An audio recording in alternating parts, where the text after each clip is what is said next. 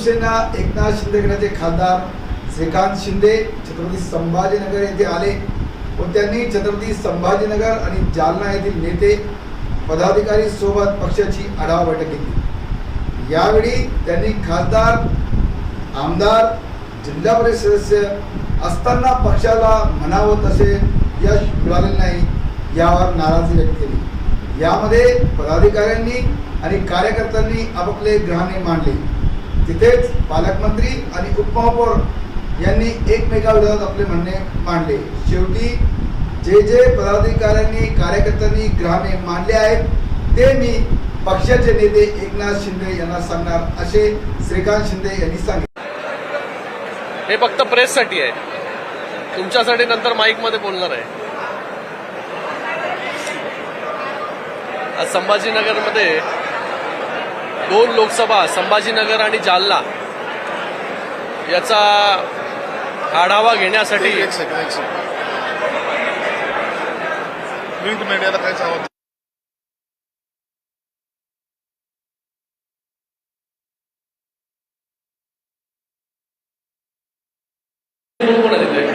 सगळं print media आहे। आता काय करायचं, इलेक्ट्रॉनिक मीडियाने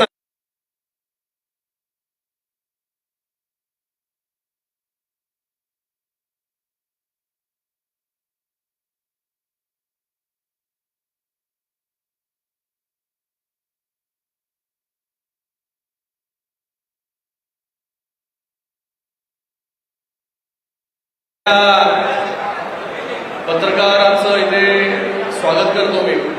आज संभाजीनगर इथे छत्रपती संभाजीनगर आणि त्याचबरोबर जालना या दोन्ही लोकसभेच्या आढावा बैठकीसाठी उपस्थित आमचे पालकमंत्री संजय शिरसाट साहेब, मंत्री उदयजी सामंत साहेब, गुलाबराव पाटील साहेब, त्याचबरोबर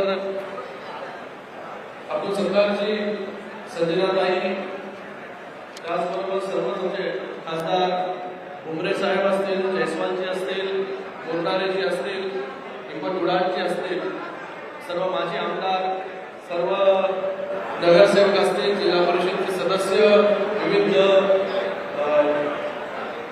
संस्थेचे पदाधिकारी, माननीय मुख्य नेते उपमुख्यमंत्री एकनाथ शिंदे साहेबांच्या नेतृत्वाखाली त्यांच्या आदेशाने या सगळ्या बैठका पूर्ण महाराष्ट्राभर होत आहेत। आपल्या सगळ्यांना माहिती आहे, नुकतंच नवीन संपर्क प्रमुखांची घोषणा जी आहे ती शिवसेनेच्या माध्यमाने झाली। सर्व संपर्क प्रमुख विविध जिल्ह्यांमध्ये लोकसभेमध्ये जाऊन आढावा बैठका त्यांच्या सुरू आहेत। मला देखील मुंबई आणि ठाणे याची जबाबदारी दिली आहे। मुंबई, ठाणे या सर्व लोकसभेच्या बैठका ज्या आहेत या झाल्या। आता महाराष्ट्रभर विविध लोकसभेच्या बैठका घेण्यासाठी सुरुवात ही झालेली आहे। येणाऱ्या काळामध्ये पक्ष संघटना कशा प्रकारे वाढेल, कशा प्रकारे पदाधिकारी काम करतायत, या सगळ्या ज्या निवडणुका झाल्या आता त्या निवडणुकीमध्ये कशा प्रकारे पक्षाचं प्रदर्शन राहिलेलं आहे त्याचा देखील आढावा या बैठकींच्या माध्यमाने होणार आहे। आणि भविष्यामध्ये प्रत्येक पदाधिकाऱ्यापर्यंत जो गेले अनेक वर्ष शिवसेनेसाठी काम करतोय, कार्यकर्ता काम करतोय, त्याच्या काय समस्या आहेत, त्याला काय अडचणी येत आहेत काम करण्यामध्ये, त्याला या युतीच्या सरकारमध्ये विविध पदांवरती न्याय मिळतोय की नाही, या सगळ्या गोष्टींचा आढावा घेण्यासाठी जे आहे नवीन संपर्क प्रमुखांची नेमणूक माननीय उपमुख्यमंत्री एकनाथ शिंदे साहेबांनी केली। आणि त्या अनुषंगाने सर्व संपर्क प्रमुख विविध जिल्ह्यांमध्ये जाऊन, लोकसभेमध्ये जाऊन संपर्क त्यांनी सुरू केलेला आहे, आढावा सुरू केलेला आहे। आणि आपल्या सगळ्यांना माहिती आहे की SIRचं देखील काम जे आहे, सर्वे जो आहे, मॅपिंग जे आहे हे सुरू आहे।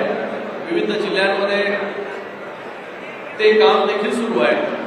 हे मॅपिंग सुरू असताना त्या मॅपिंगमधून जे आपले वोटर्स आहेत, जे मतदार आहेत, हे कुठेही गहाळ होता कामा नाही, त्यांची नावं जी आहे ती कट होता कामा नाही। याच्यासाठी देखील विशेष मोहीम, विशेष प्रशिक्षण जे आहे हे पक्षाच्या माध्यमाने कार्यकर्त्यांना देण्याचं काम सुरू आहे।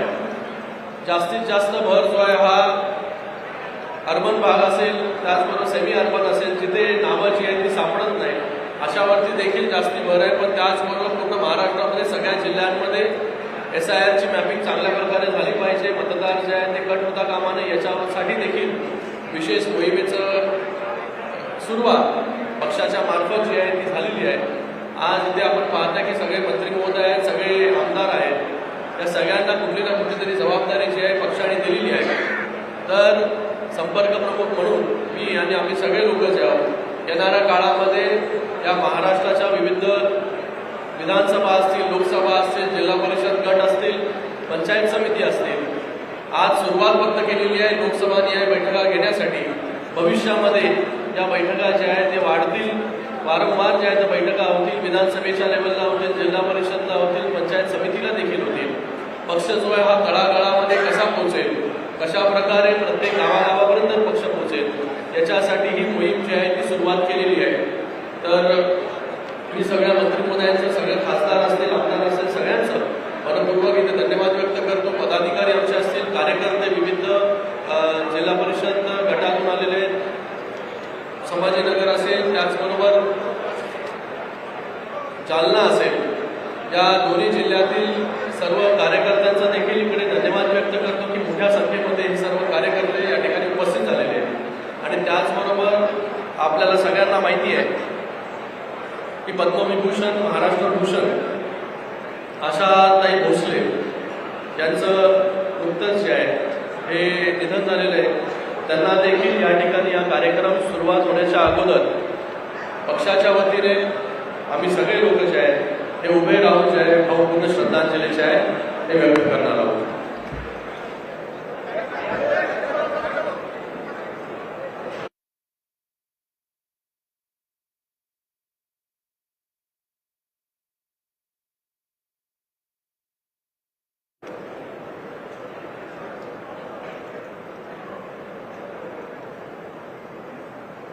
शांती शांती शांती. गुलाबराव विसरले का तुम्ही? तुम्ही आता आढावा घेत आहे. छत्रपती संभाजीनगर महापालिकेमध्ये माणसांसाठी मिळालं नाही, जिल्हा परिषदेमध्ये यश मिळवून देखील सत्तेत सहभागी होता आला नाही. त्याचाही सगळ्यांचा आढावा घ्यावे लागणार आहे. सगळ्यांचा आढावा जो आहे आज या बैठकीच्या माध्यमाने या ठिकाणी होणार आहे. मगाशी मी बोलताना म्हणालो की ज्या निवडणुका झालेल्या आहेत त्या निवडणुकीमध्ये प्रदर्शन कसं झालेलं आहे, कशा प्रकारे किती जागा तिथे निवडून आल्या आहेत, काय कारण आहे, या सगळ्यांचं जे आहे उहापोह या बैठकीच्या माध्यमाने. म्हणून आज कार्यकर्त्यांना इथे बोलवलेलं आहे.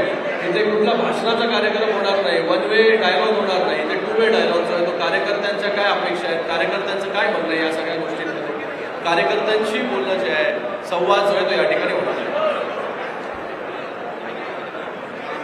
मराठवाडा हा शिवसेनेचा बालेकिल्ला होता. सगळ्या स्तरावर तुमची सत्ता होती.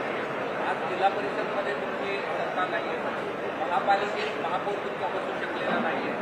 हे सगळं होत असताना जो अंतर्गत संघर्षाची नेहमी चर्चा असते जिल्ह्यात, तो संपवण्यात तुम्हाला यश का येत नाही आणि त्यासाठी काय करणार? पण त्यासाठीच आज आम्ही इथे जी बैठक घेतोय, आज सगळे जिल्ह्याचे नेते जे आहेत त्या ठिकाणी उपस्थित आहेत आणि सर्व कार्यकर्ते देखील उपस्थित आहेत. तर मला वाटतं गेले अनेक 2022 पासून आपण पाहताय की सतत निवडणुका ज्या आहेत त्या निवडणुका आहेत. आणि आपण महाराष्ट्रामध्ये जर पाहिलं की जेवढ्या निवडणुका झाल्या, विधानसभेमध्ये शिवसेनेला मोठं यश आहे त्या ठिकाणी मिळालं. त्याचबरोबर नगरपालिकेच्या निवडणुका असतील, त्या नगरपालिकेच्या निवडणुकीमध्ये यश मिळालं. जिल्हा परिषदमध्ये मोठ्या प्रमाणामध्ये जागा कमी लढलो, पूर्ण महाराष्ट्राचं बोलतोय मी, तिथे देखील जागा ज्या आहेत त्या जिल्हा परिषदेमध्ये शिवसेनेच्या चांगल्या आल्या. आता जिथे कमी जागा आल्या, जिथे यश मिळालं नाही, तिथे येणाऱ्या काळामध्ये संघटना कशी मजबूत होईल, त्याच्या अंतर्गत काय काय कारण आहे याच्यासाठी बैठक बोलवली आहे. जिल्हा परिषदेत चांगल्या जागा पण भाजप कुठेतरी डॉमिनेटिंग झालं आहे, त्यामुळे तुम्हाला सत्तेतून बाहेर राहावं लागतं.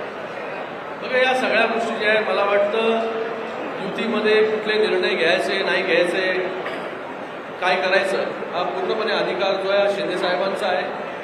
ह्या सगळ्या गोष्टी ज्या आता झाल्या गोष्टी, जिल्हा परिषदेच्या निवडणुका झाल्या, नगरपालिकेच्या निवडणुका झाल्या, आता भविष्यामध्ये पुढे कुठल्याही निवडणुका ज्या आहेत आता या जिल्ह्यांमध्ये नाही आहे 3 वर्ष. तर याच्यामध्ये कुठे आम्ही कमी पडलो, कुठे आम्हाला